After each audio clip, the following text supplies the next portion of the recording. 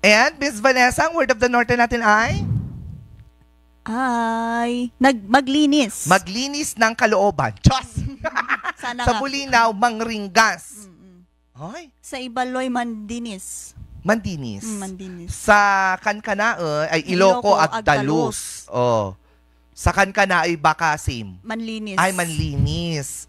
Manlinis ka man ti ugalim. Paano mo yun sa mamaya? Sa Kapampangan, maglinis. Maglinis. Very Tagalog din lang siya. At sa Pangasinan, manlinis din. Manlinis. Tignan mo, meron talagang Similarities. si si Kankanaoy at saka si Pangasinan. Pangasinan. Manlinis. Ano yung paano mo gamitin yon?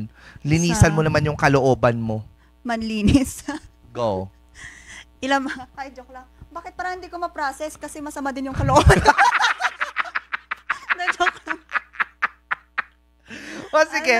Ganto na lang siguro para maintindihan. Manlinis kasi ugalim? Ganon. Maglinis ka nga ng ugali mo. Oo, ganon. Ganon, oo. Kasi ang kalooban parang bahay yan.